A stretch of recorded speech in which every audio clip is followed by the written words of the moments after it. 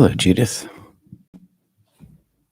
Peace and love, everybody. Thanks for being here this morning, especially after Monday when the first it didn't wind up and work on the video, and then the audio wasn't working either on YouTube. It was working at my computer, but not in the stream. So thanks for being here this morning.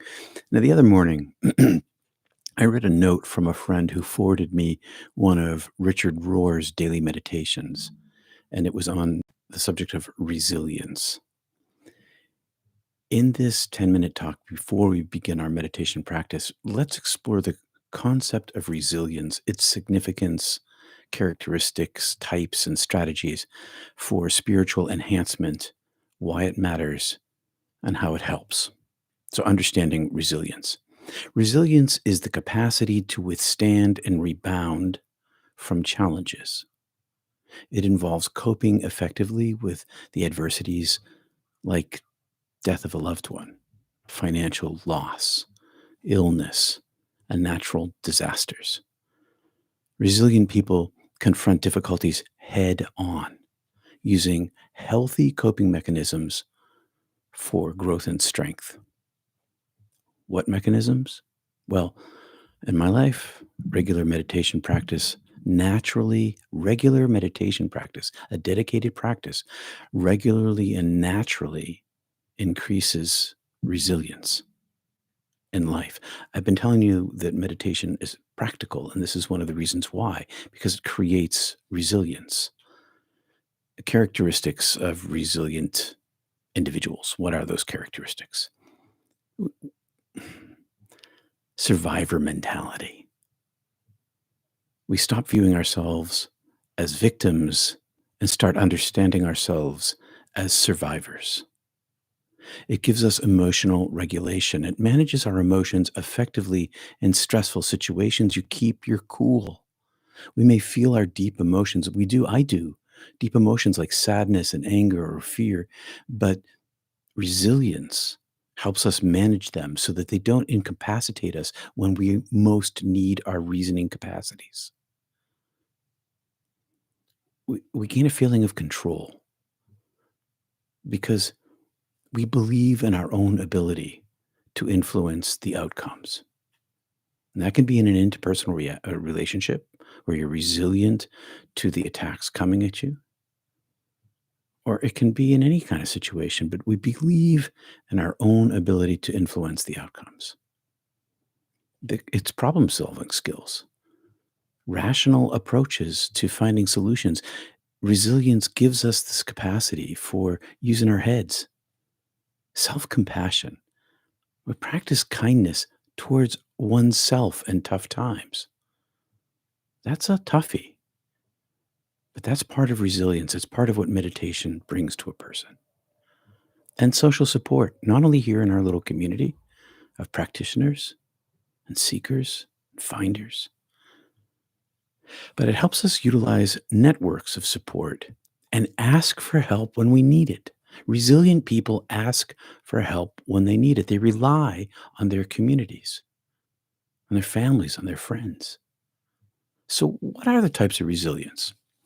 There's physical resilience, the body's response and recovery from physical demands and illnesses. That's a type of resilience. There's mental resilience, and that's what we're really talking about. It's this adaptability to change and uncertainty using mental strength in crisis. Mental resilience, you're more like a birch tree than an oak. You bend with the wind. It gives us emotional resilience. It's a regulation of our emotions during stressful times. It's maintaining your cool when things are in tough shape and maintaining optimism, not irrational optimism, but knowing that you can have the power to persevere and pursue. And there's a social resilience too. The collective ability of groups to recover from adversities. We see this in Kauai recently. Kauai? Not Kauai, but the island where they had the big, huge fire. The people are facing deep adversities as a community, and they've resolved to solve them together. What are the causes and the impact of resilience? Resilience stems from a mixture of personality traits, genetics, physical and mental health, and environmental factors too. Social support plays a critical role, having connectivity with people. Resilient people communicate. They try to be emotionally intelligent and they're realistic in their planning. Resilience enables people to handle stress and rebuild their lives post adversity. You don't quit, you keep going and you do your best. How do we build resilience? This is the thing about meditation. It helps us reframe our thinking because building resilience comes from the head. We reframe our negative thoughts. Yesterday in our Kriya group, we talked about stopping the story that we tell ourselves, about who we are, especially with negative thoughts. Meditation gives a tool to do that thing, to stop the negative thoughts and to provide a space for resilience to grow. It's adopting a positive solution focused mindset. And we seek support. We share difficulties and gain insights from supportive relationships. We focus on the controllables. What can you control in a situation that is dire? Concentrate on the aspects within your influence and manage stress. Developing healthy habits, stress management techniques like cognitive restructuring, like through meditation, you take control of your mind, relaxation exercises, relaxation response meditation, or whatever it does, whatever you do to relax. But breathing really makes a difference for me.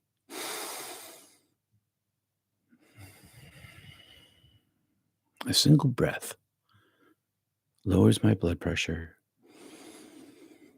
calms my mind, takes me out of myself.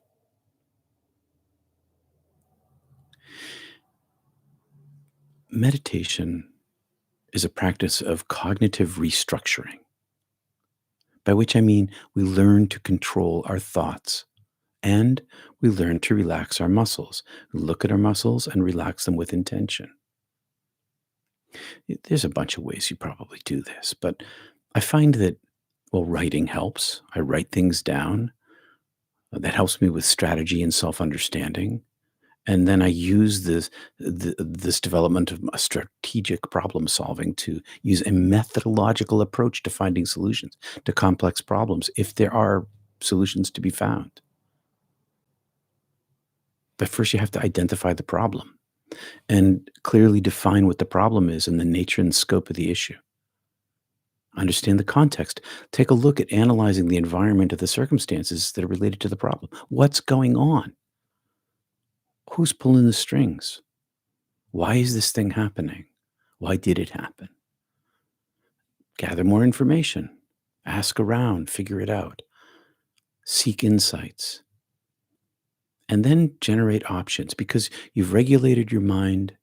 You've dropped your stress down. You've taken some breaths. And now you're able to generate some options, brainstorming solutions. And then you evaluate these things, the pros and the cons, and then you move forward.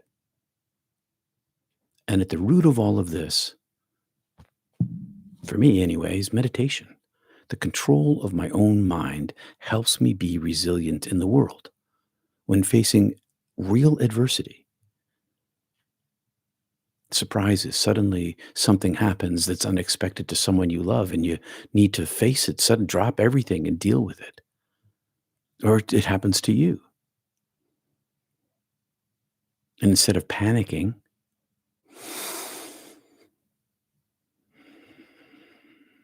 take a few breaths, bring yourself to your centered place, stop the story, and start being in the place where you are.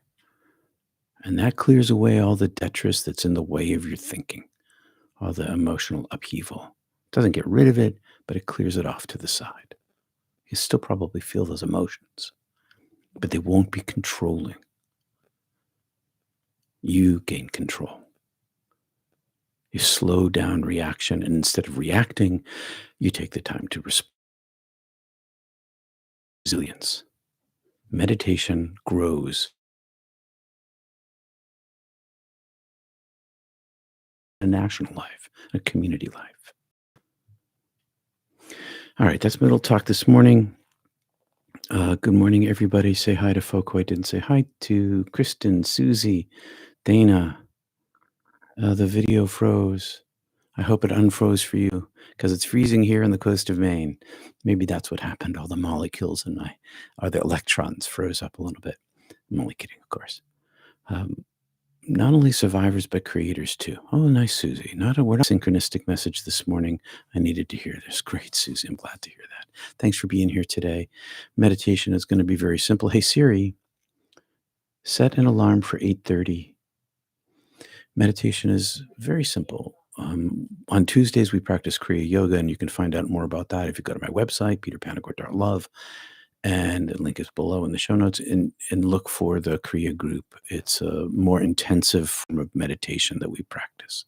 But on Mondays and Wednesdays, we practice a breathing meditation. Breathe into your belly.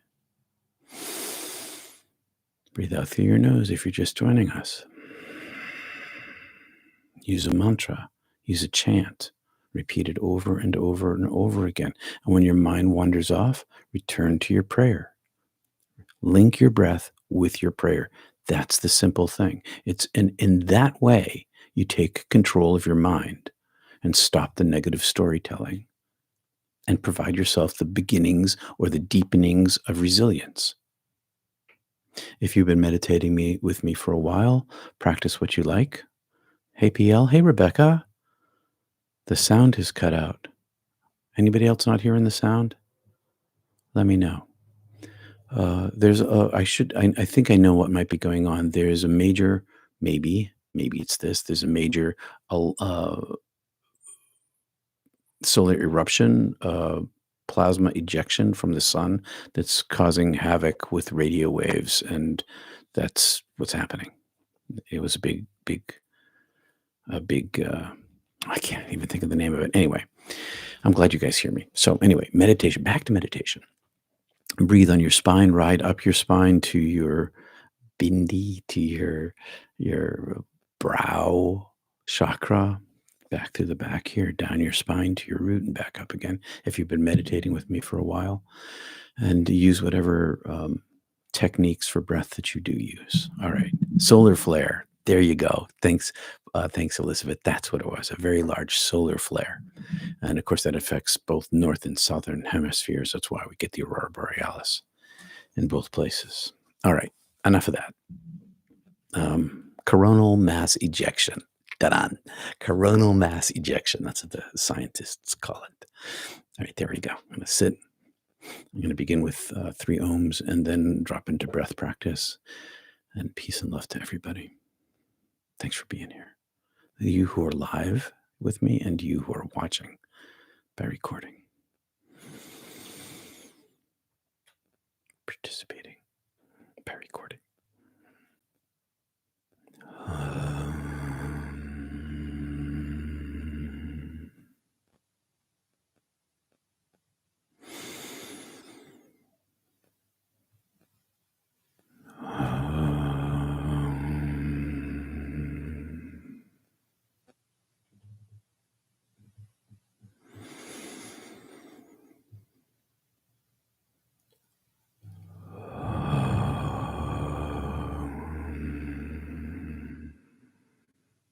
Breathing into your belly.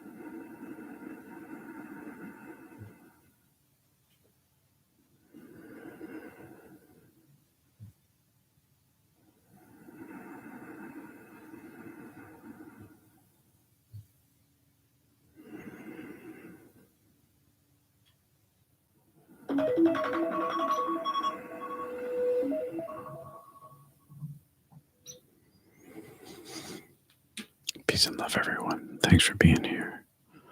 Thank you for the super chat, Rebecca. Peace and love.